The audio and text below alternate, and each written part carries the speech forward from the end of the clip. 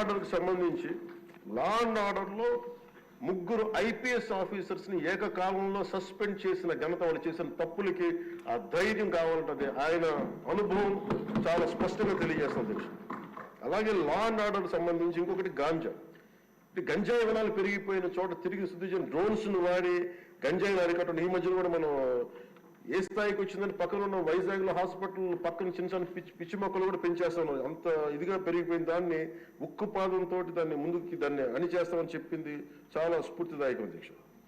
ప్రత్యేకించి సోషల్ మీడియాకి సంబంధించి అసలు ఇంట్లో ఆడబిడ్డలు బయటికి రావాలన్నా కానీ ఊళ్ళల్లో ఈ రోజున ఇక్కడున్న చాలా మంది గౌరవ సభ్యులు కానీ ముఖ్యమంత్రి కానీ వీళ్ళందరూ ఎంతో కొంత ఒక ఇన్సులేటెడ్ అధ్యక్ష. కొంతమంది అధికారులు తెలియచ్చు, లేదంటే మనుషులు ఉండొచ్చు, వీళ్ళు ఉండొచ్చు, కానీ నిజంగా సఫర్ అవుతుంది ఊళ్ళల్లో ఆడపిల్లల అధ్యక్ష.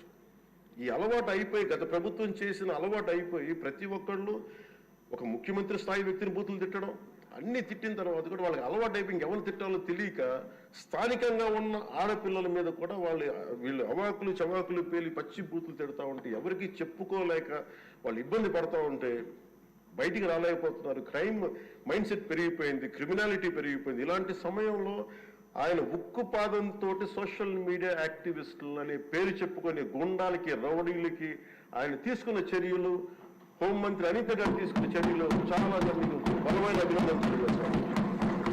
ఇదే కొనసాగాలని కోరుకున్నాను అధ్యక్ష. This should be a continuity of our entire governance. మన అడ్మినిస్ట్రేటివ్ లో ఒక భాగం అవ్వాలి అధ్యక్ష. మనస్ఫూర్తిగా వారికి నా ధన్యవాదాలు తెలియజేసుకుంటూ గౌరవ ముఖ్యమంత్రి గారికి నేను మాటిస్తున్నాను, గౌరవ సభ్యులందరూ కూడా ఇసుక దోపిడీలు కానీ లేదంటే మేము చేయాల్సిన పనులు ఎప్పటికప్పుడు మీరు మాకు ఆదేశాలు ఇవ్వండి సార్. మా ఆదేశాలు ఇవ్వాలని కోరుకున్నాను అధ్యక్ష.